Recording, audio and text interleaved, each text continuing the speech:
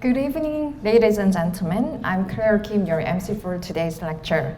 It is my great pleasure and privilege to welcome you all to the Societas Koreana. And even after the heavy rainy season, I'm more than welcomed to you because you are all safe before and after our lecture. Okay, thank you. Ladies and gentlemen, I'm delighted to welcome Professor Wayne Patterson, who is going to give us an insightful lecture titled In the Service of His Korean Majesty, William Nelson Lovett, the Busan Customs and Sino-Korean Relations, 1876 to 1888. Before we begin, I'd like to briefly introduce Professor Wayne Patterson.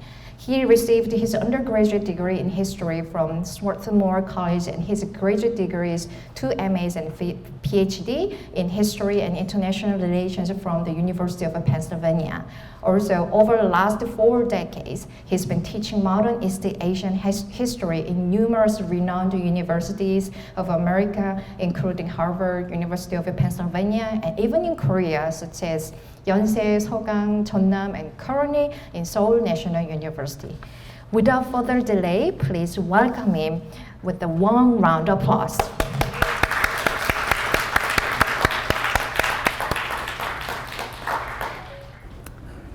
Well, thank you very much, and thank you for coming out tonight. I was looking at the program, and everything's in here, so you already know what I'm going to say, so I can go home.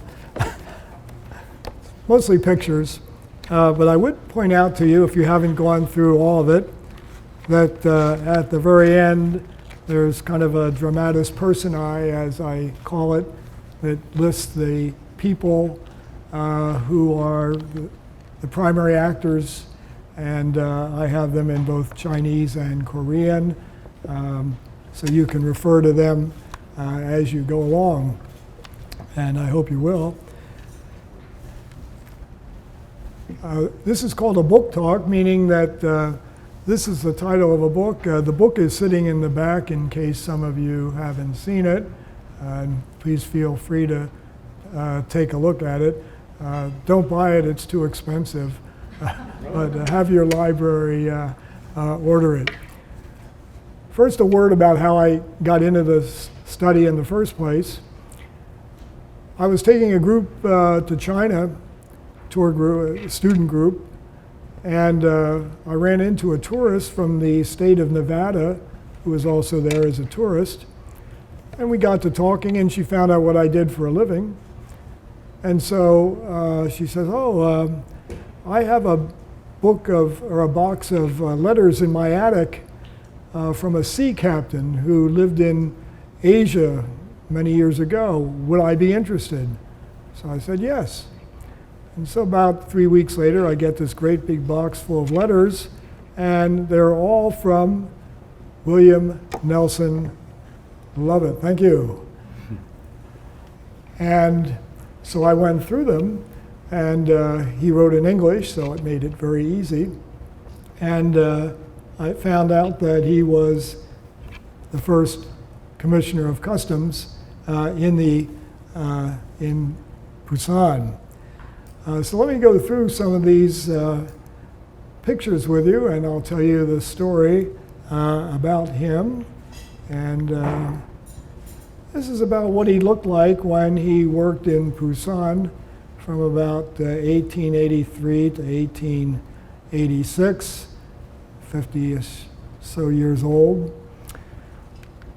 His middle name is Nelson, and the family lore is that he's descended from Admiral Lord Nelson, who, if you've been to London, is at the top of the pedestal there in Trafalgar Square.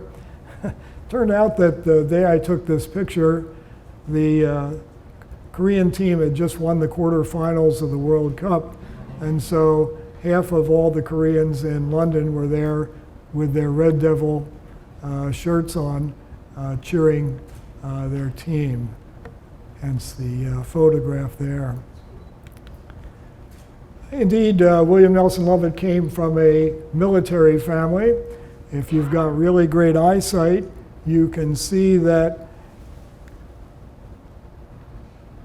His father was a member of the Royal Fusiliers, which is another word for infantry in the British Army. And in fact, that's what William Nelson Lovatt did at the age of 15. This is where he was born in Southampton. This area was bombed during World War II, so these are not the original houses, but this is where he was born. And at the age of 15, he enrolled or enlisted in the British Army as an artillery officer. And his first overseas assignment was in the Sepoy Rebellion in India in the late 1850s. Here he is after his service, about 1860, with 2 medals for service in the Indian campaign. He went back to England in 1869 and bought himself some swords and spurs. I found this in a pawn shop in the city of St. Paul, Minnesota. I guess his relatives didn't want a sword hanging around, descendants that is, and so I got pictures of them. Well, how did he come to be a customs official? He was sent from India to China to take part in the last stages of the Second Opium War, 1860. And when the Chinese surrendered, his unit was transferred to Shanghai. And when he got to Shanghai, he switched from being an enemy of the Qing dynasty to being a supporter of the Qing dynasty, because he and his unit were busy fighting the Taiping, who were coming closer and closer to Shanghai in 1860, 61, and 62. And so he spent those 2 years carrying out campaigns against the Taiping. But when his enlistment was up, he was then at the rank of sergeant, bombardier. Instead of going back to England, like most of his fellow soldiers, he decided he was going to stay in China. And it turned out he had already been studying Chinese, and he found out that Sir Robert Hart, who you see pictured here, had just been appointed the IG, Inspector General, of the Chinese Imperial Maritime Customs Service, the Haiguan, if you will. And there were openings. And so he applied and, in fact, got hired by Sir Robert Hart to be an assistant tide surveyor. He would later be promoted to tide surveyor. His first duty station was Hankou, which is now part of Wuhan. And while he was there, he ran into a missionary from the state of Minnesota who brought with her, it was a female missionary, she had been a teacher in Minnesota, and she had brought in her senior class yearbook, and one of the dazzling senior graduates of the high school was Jenny Shaw, and his eyes came out like that, and he said, "I sure would like to correspond with her." And so the missionary gave her the address, and they started corresponding. And in 1869, he took a leave of absence from his duties in China, came to America for the first time, to Minnesota, and they got married in 1869. He then took his new bride to a honeymoon at Niagara Falls, where else, and then went to Southampton to meet his mom and dad, and here is a picture taken in Southampton where he brought her. Now his in-laws wanted him to come back to Minnesota and be a farmer like they were, but he didn't like the weather, and he was right. I'm from Wisconsin, which is the state next to Minnesota. And so he and his new bride went back to China. Leave of absence was up. And he was assigned to Zhejiang, which is on the Yangtze River. And this is the Bund, the Waitan in Zhejiang.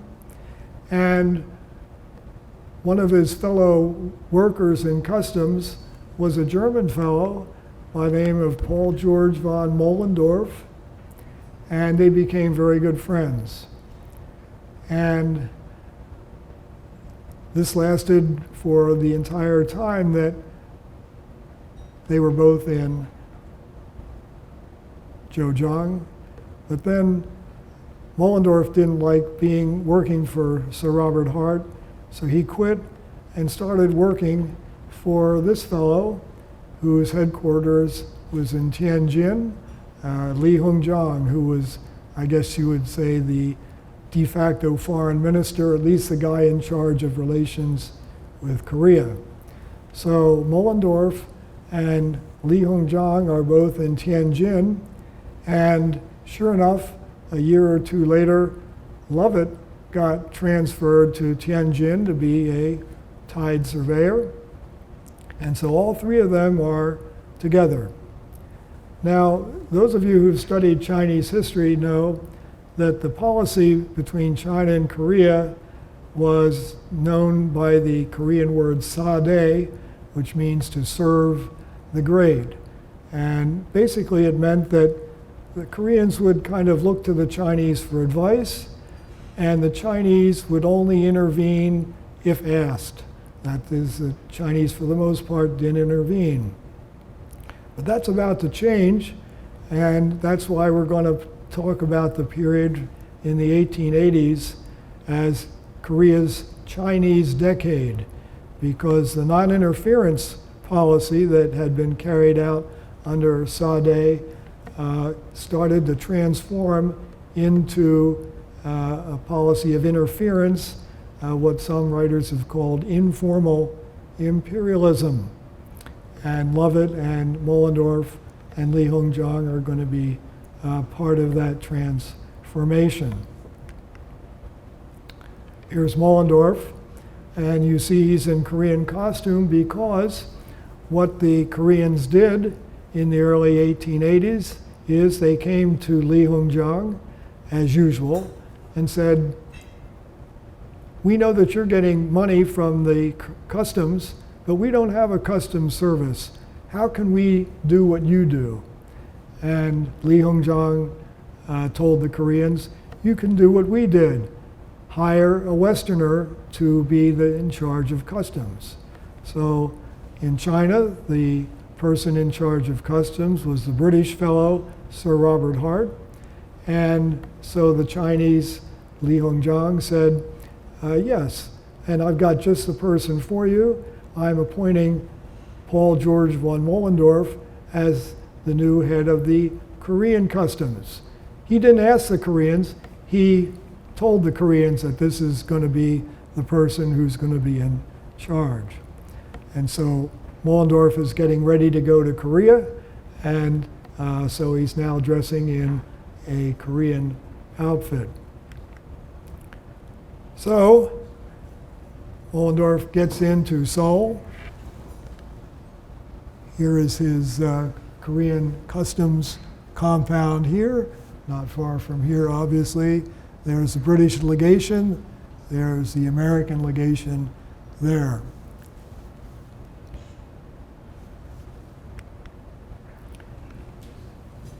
Once Moellendorff got to Seoul, he had to staff the treaty ports that had been opened by the Japanese treaty in 1876. And there were 3 ports in Korea that were opened by this treaty with Japan. They were Wonsan, Pusan, and Incheon, then known as Chemulpo. And Moellendorff wrote back to his friend Lovett, who was still in the Chinese Customs Service, and said, how would you like to come to Korea and be a commissioner?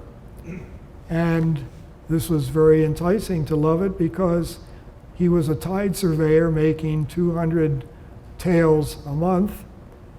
And if he could go to Pusan, he would get a promotion to commissioner at 300 taels a month. And what he had heard about Pusan was the weather was good, it's closer to Nagasaki, and the mail that would come from his family that's now back in Minnesota. And he thought about it for about a year. He's thinking, well, do I really want to quit the Chinese Customs Service because I've learned Chinese? I've been here for now 20 years. I know the ropes. And is this going to be a long-term thing or not? And he thought about it for about a year, and he said, I'll take a chance. I'll quit my job here in China, and I will go to Korea to be the commissioner, the first commissioner in Pusan. When he got to Korea, he stayed with his friend's house in Seoul here at Pakdong. But before he could actually take over, he had to, that is, Moellendorff had to clear it with the Japanese because it was the Japanese-Korean treaty that had created the 3 treaty ports in Korea. And we don't have a photograph of the meeting, but we have a painting. And here is Moellendorff seated in the upper left-hand corner. And interestingly enough, we have a kisang at the table as well. And so everything was taken care of. The Japanese gave their okay, and Lovett went down to Pusan to take over. At the time, here is the king of Korea, Kojong, so in effect he's working for the Korean government. And the boss, of course, is King Kojong. We have a picture before he left Korea, before he left Seoul to go to Pusan, and here's a picture that he took of Namdaemun in 1883. Now by this time, the Lovett family has expanded. Here's Jenny here, 3 older children, and here's Mabel, the youngest. She's in kindergarten, and Lovett's all by himself in Pusan, and so he invites his wife, Jenny, and the youngest daughter, Mabel, to come to Pusan to live with him, and as was mentioned in the very kind introduction, the first Western family to live permanently in Pusan. Here's a picture, several pictures of the customs house where he did his work, and you want to keep your eye on the flagpole here.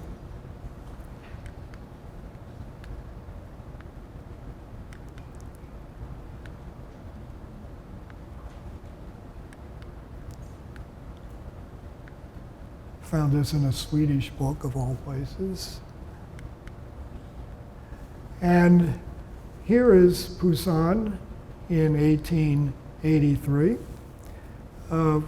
Those of you who know the history of Pusan know that it was a largely Japanese city at the time. The Waegwan, Koreans weren't allowed to go there until 1876. And the main street is this street right here, and the name of it in 1883 was Bentendoli.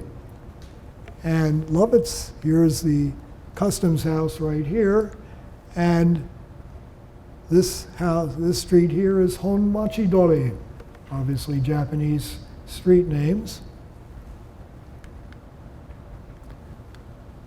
Here's Lovett's house here, and if you've got great eyesight, you can see the flagpole of the customs building right there. And here's Cheolyeongdo, where he used to go for picnics with his family over there. So just a short walk down the street, down Ben Tendoli, to his place of business.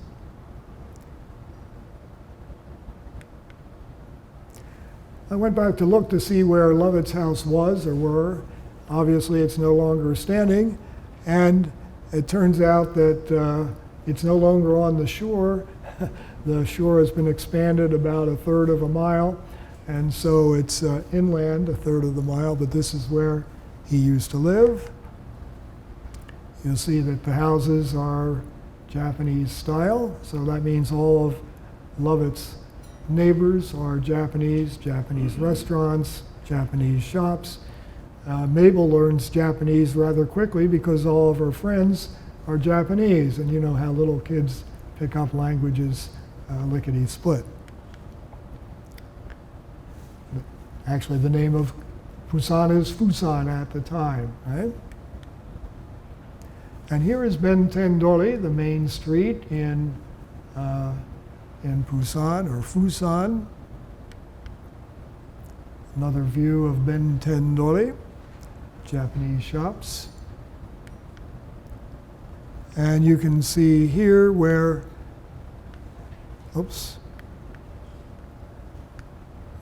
things are starting to be filled in. Okay. And this is Ben Tendoli now, but of course it's not called Ben Tendoli anymore, it's called Kwangbok-no. And if you've got a picture or two of that, looking one way and looking the other way. And I thought I would mention there is a Pusan Saegwon museum, and this is the curator of the Pusan Maritime Customs Museum in Pusan, Lee Young-duk. And, this is a fellow that translated a couple of my books, so I put him in the picture as well. I went to graduate school with him. Here is where you can see the filled-in part. Okay, coming in. Obviously a drone photograph. So here's the local post office. You see 1 Korean and 3 Japanese in Western style clothing, and 1 Korean and Japanese flag. Here's the Japanese consulate halfway up the mountain in Busan. A few Japanese ships out in the bay.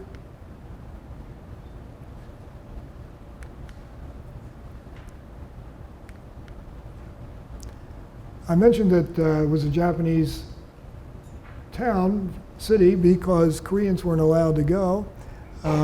It was called the Waegwon. Here's a photograph. And if you look way up here, if you look way up here, here's the boundary between the Koreans on that side and the Japanese on this side. You've got the water here. Here's more of a close-up, Korean side, Japanese side. And Lovett took a picture of the former border. The back of his photograph says this tree here shows the Korean side, the former Korean side, and the Japanese side over here. And indeed, you could tell by looking at the houses that here is the Korean side of things, because here are Korean houses, and you've already seen the Japanese houses. By the way, this is now Pusan-jin. If you're familiar with Pusan, it's about 2.5 miles north of downtown.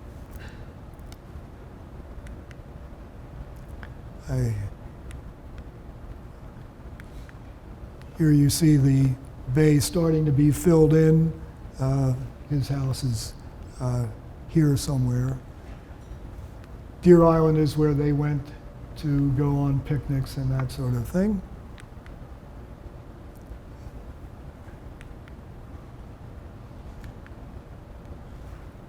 Jenny Lovett said, we get fish nearly every day, but I don't think we're any smarter. The idea that fish makes you smarter, right? Lovett took a picture of a local Korean house, local official office. Here's a view of the source. You see Busan written there, and he's trying to save some money, so he crossed off Incheon. Of course, it's spelled in the Chinese way, Renchuan, and the date 28th of October, 1884, and it says His Korean Majesty's Customs. He's writing to his oldest daughter, Nellie, okay?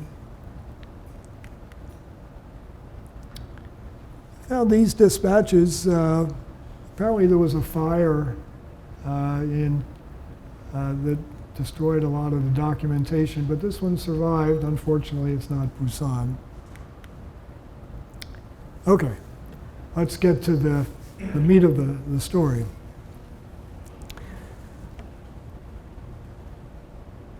Mollendorf's in Seoul. He's the head of the Korean Customs. Lovett's in Busan. But there are two things that go on that are going to be instrumental in this story. The first is, in December of 1884, the Kapshin coup occurs. And if you're familiar with the Kapshin coup of December 1884, you know that from the Chinese perspective, it was a very dangerous situation because had it succeeded, it looked like Japan might take over Korea. It didn't happen that way, but it alarmed Lee Hung-jang. And he got to thinking, we've got to do something to prevent Korea from going over to Japan. 6 months later, Mollendorf decides that Korea should go over to the Russian side. And he approached the Russians and said, how would you like to be Korea's big brother and replace China? The Russians said, thanks, but no thanks. But Lee Hung-jang found out about it. So within 6 months, there are two incidents involving the Japanese and the Russians that had they gone the other way, China would have lost its last significant tribute country. And so he had to do something. And so here's where the Chinese decade comes in. He decides that he's going to send this fellow, Yuan Shikai, to be the Chinese resident, not minister, not ambassador, but resident, making him higher than any ambassador of the Western countries, to guide the Korean government, and he's going to be there for the next decade, basically bossing the Koreans around. Okay. But what about Mollendorf? Lee Hung-jang says, you stabbed me in the back, you betrayed me by approaching the Russians.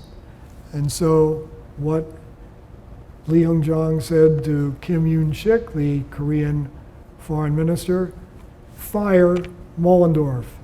And Kim Yoon-sik was happy to do that because he was pro-Chinese. Anything Lee Hung-jang wants, Lee Hung-jang gets. So Mollendorf is fired. So that means that there's nobody in charge of the Korean Customs Service.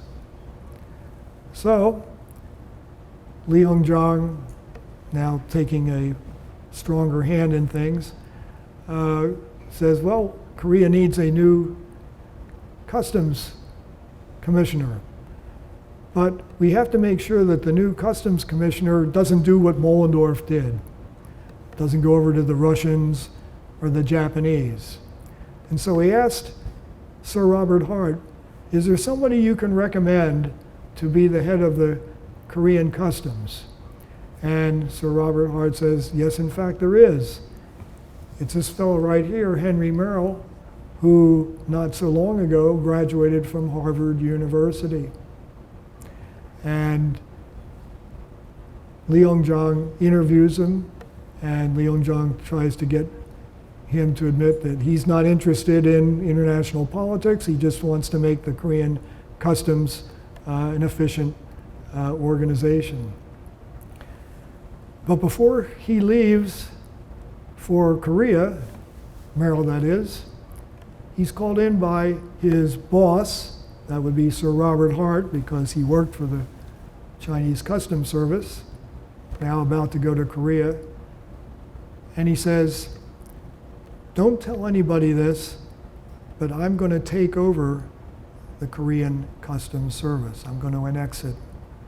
But you can't tell anybody. You can't tell Lee Hong-jong, and you can't tell the Koreans until the time is right. So you've got to keep your mouth shut. Here's what he said to Merrill. Keep steadily in view the possibility, I hope we shall soon be able to say certainty, of union between Korean and Chinese customs. The Koreans might shy at it if explained beforehand, so keep the takeover plan to yourself. Now the reason that he doesn't want Lee or the Koreans to find out, we'll focus on Lee for the moment. Lee thinks that the best way to control Korea is indirectly, through someone like Yuan Shikai, a Chinese resident. That we shouldn't take over Korea. We shouldn't make it a colony or a province of China, which some people wanted at the time, like the Qingliudong, whose name is in the back of your program there, the Purist Party, Yuan Shikai himself, and Sir Robert Hart. They wanted direct control over Korea. But Lee Hong-jong says no, there'll be too much blowback if we try to take over Korea directly. We have to do it indirectly, informally, not formally.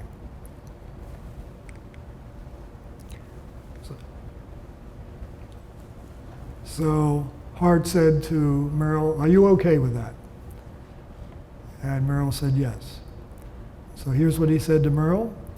When you get over to Korea, you publish the Korean returns as an appendix to our Chinese returns, which will lead up to the demonstration that Korea is China's tributary, quoterat demonstrandum. This will also be the best way of gradually accustoming people in various directions to the union we have in mind. Okay? So at this point, Merrill's about to leave for Korea. There are only 3 people who know the secret plan to annex the Korean Customs Service. Hart, of course, who's the brains behind it, Merrill, and Merrill's assistant, whose name is also on your list in the back, Hunt. Those are the only 3 people that know that Hart is planning to take over and annex the Korean Customs Service. Well, anytime your boss gets fired, you're on thin ice, right? You don't know what your future is. And so when he found out that Merrill is taking over from Ollendorf, Lovett writes back to his wife. By the way, his wife has now gone back to Minnesota because she got pregnant when she was in Pusan, and they didn't trust the medical facilities there, so she went back to Minnesota to give birth. So here's what he wrote to his wife. I shall wait patiently until I have an official statement of the new arrangements before me. And then if I am unfairly treated, I shall draw up a statement and forward it either to the British Consul General, Baber, or to Sir Robert Hart. So it's clear at this point, Lovett doesn't know that Hart's going to annex Korea, or else why would he call Hart a disinterested person, right? So clearly, Lovett has no idea that Hart wants to annex the Korean Customs Service. So Merrill and Hunt, that is, get to Korea. He's taken over Mollendorf's place. And he sends Hunt, his assistant, to every one of the 3 treaty ports. And the first one he goes to is Pusan, where Lovett is, and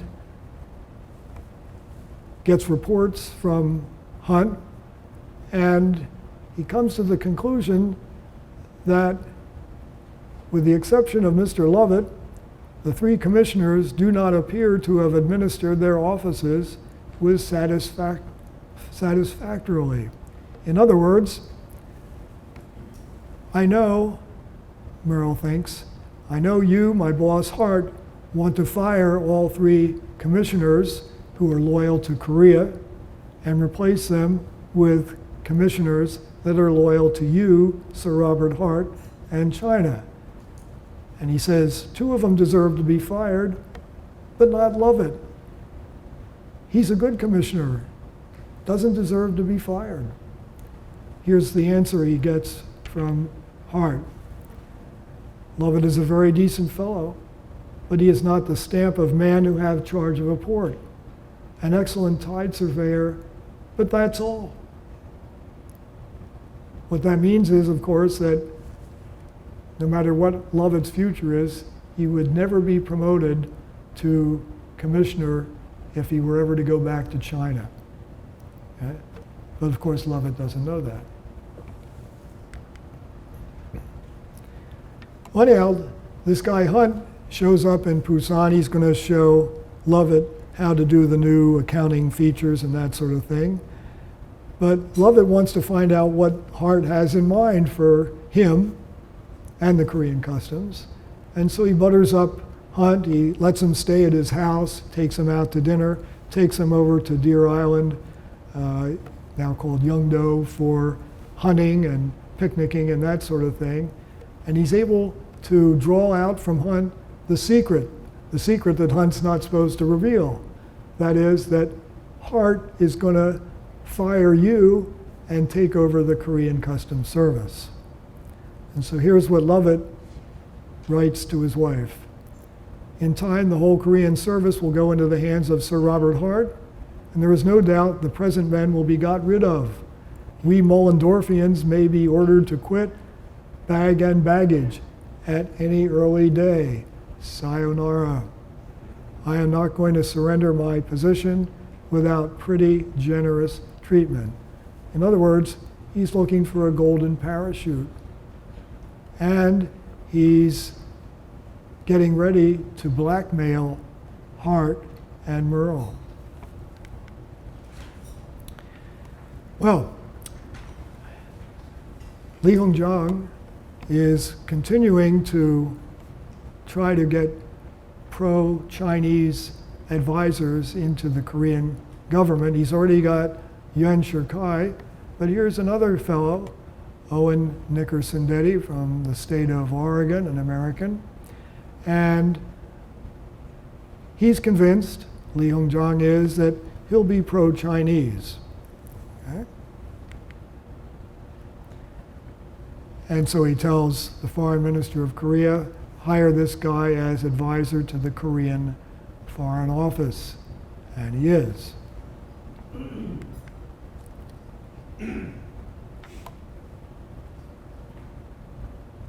Here's what Merle has to say to Hart, because Merle's now feeling guilty that he's got to fire Lovett and the other 2 commissioners.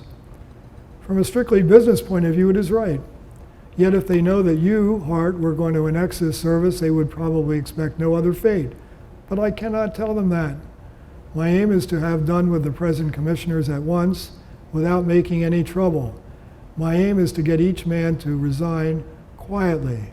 So what he's setting up is, if you want these people to go quietly, Sir Robert, you got to make it worth their while. It turns out, though, that there are a lot of people in Korea by this time that are fed up with Yuan Shikai. One of them is the American representative, George Folk, and his Japanese wife, who are pictured here. And so Lovett is now deciding that he's going to make some demands before he goes quietly into the sunset. going to ask for a lot of money. He's going to ask for a long and paid leave of absence, because who knows what will happen in Korea.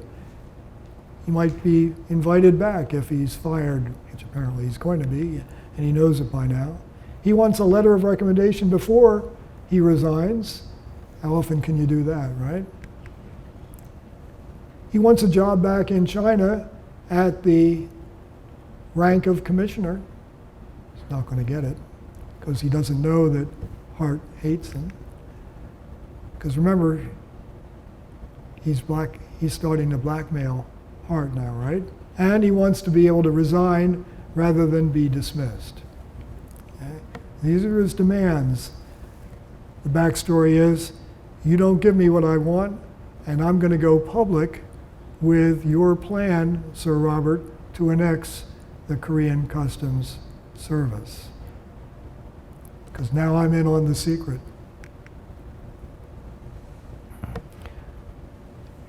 And Hart now knows that Lovett knows the secret, because here's what Lovett said to Merrill.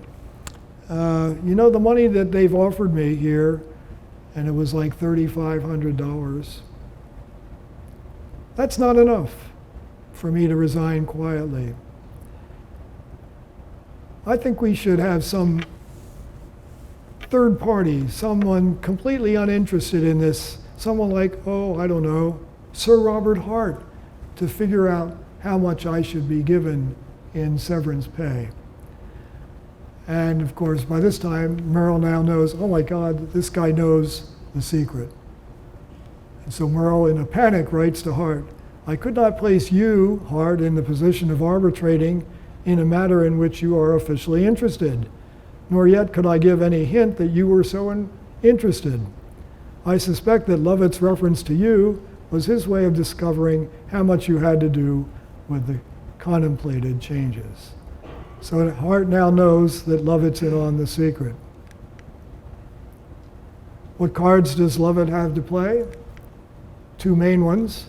To go public by complaining to Western representatives in Seoul, like George Folk,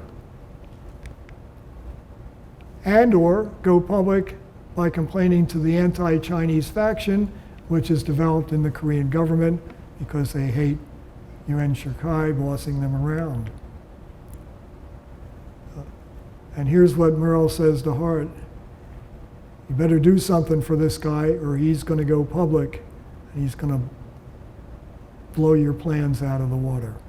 Suppose the worst should happen, that Lovett, by raising the cry of Chinese interference and by arousing the anti-Chinese element and possibly some of the foreign representatives, should succeed in obtaining the issue of instruction from Kim Yoon-sik to me to continue them in office. What am I going to do? So let's go back to his demands. What does Lovett want to go quietly? By this time, the offer has gone from $3,500 to $4,500. And this is when he said, let's have Sir Robert Hart figure out how much I should get. And that's when the secret is out. They offered him $6,000. You know what $6,000 was in 1886? That's big bucks, right? Big bucks. He got a long paid leave of absence, 1.5 years, meaning that if something happened, who knows what will happen in Korea, he could come back to his old job in Busan. He demanded and got a letter of recommendation from Merrill, technically his boss, before he turned in his resignation. It was glowing. He got an offer to be re-employed in the Chinese Customs Service, although Hart would not say exactly at what rank. Lovett obviously wanted to be a commissioner, since he'd been commissioner in Korea. And he got the right to resign rather than outright dismissal.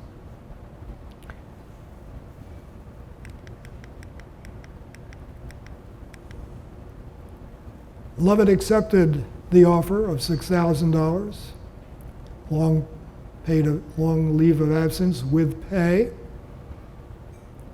the right to resign rather than be fired, and so he left quietly. But the point is here that the secret's now out. Lovett had made it clear that Hart's secret plan is no longer a secret. And so Lovett inadvertently scuttled Hart's plan to annex the Korean Customs Service. And so in the struggle between the hardliners, that would be Hart, Yuan Shikai, and the Qingliu-dang, who wanted direct control, the winner of that struggle within the Chinese government was Li Hongjiang, who continued to try to control Korea indirectly, not directly. And we can perhaps blame or credit Lovett for preventing the annexation of the Korean Customs Service. Final remarks. Here's a picture of Sir Robert Hart with Lovett's replacement. Oops. Here's Sir Robert Hart, and here's Peary, Lovett's replacement. Here's Peary sitting in this chaise lounge here, Korean servant. Okay. Here's Yeongdo here in the background, Deer Island. Remember, Jenny had gone back to Minnesota to give birth, and here is the last of the Lovett children, Willie Lovett. Here's Willie about 10 years later in China. How did Lovett get back to China? Well, he went back to Minnesota, obviously. The weather was no better then than it was before. And so he wrote back to Merrill, who remembers feeling guilty about firing Lovett and the other two, and said, would you please say something to Hart to get me back to China? And Merrill did. And Lovett and Hart, even though he'd been blackmailed by Lovett, brought him back, even though Lovett took $6,000 to leave quietly, brought him back to China, but at the assistant tide surveyor level. So instead of getting 300 taels a month as a commissioner in Korea, he's now down to 100 taels a month as an assistant tide surveyor. He eventually got up to tide surveyor again, 200 taels a month, but he never made commissioner in China, even though he could speak Chinese, even though every report is that he was a good tide surveyor, because he never knew what Hart had said. You know, he's a good man, but not the kind of man to be in charge of a port. Of course, Lovett never saw that correspondence. Here's Willie grown up. He went to school in England at King's College.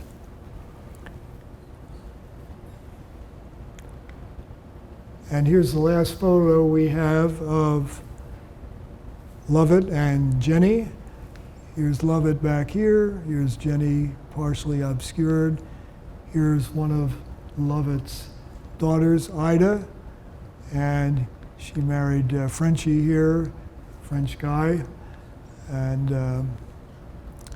they moved to California. And in 2004, there was a Lovett family reunion, and the lady who gave me those letters that I mentioned at the beginning of the talk is right here, partially obscure in the white hair here. And Ida, who you saw her wedding picture, her grandchildren, family name is D. Carbonell, 1, 2, 3. They live in Nevada now. Ida Lovett's grandchildren. And 2004 was the centennial of William Nelson Lovett's death. He had been sent back to Hankou as his final post, and if you know Chinese studies, you know that China has four fireplaces, if you will, and one of them is Wuhan, terribly, terribly hot. William Nelson Lovett used to walk around the racetrack, and he did that in July of 1904, died of heat exhaustion at the age of 66. So that was in 1904. So 100 years later, we had a Lovett family reunion in Minnesota where Mabel, who died of scarlet fever, I might say, and Jenny are buried outside of St. Paul, Minnesota. And this is some of the descendants of William Nelson Lovett. And here's a trophy that he got from his service in one of his ports. And with that, I thank you very much for your attention, and I hope you'll ask me all sorts of questions. Okay, thank you very much, Professor. I have no doubt he's a great professor and teacher because he showed us many more pictures than letters. So it was so easy to understand what's going on 100 years ago, even for me as a Korean. Okay, thank you very much, Professor. All right, so this is the end of today's meeting. I'd like to thank all of you for being with us today, and then also extend my gratitude to the staff of the Academy of Korean Studies who has contributed to make this meaningful lecture. We hope to see you all again next lecture. Now let us open the banquet for your dining pleasure. So please enjoy the rest of the evening. This has been Claire Kim. Thank you very much. Enjoy.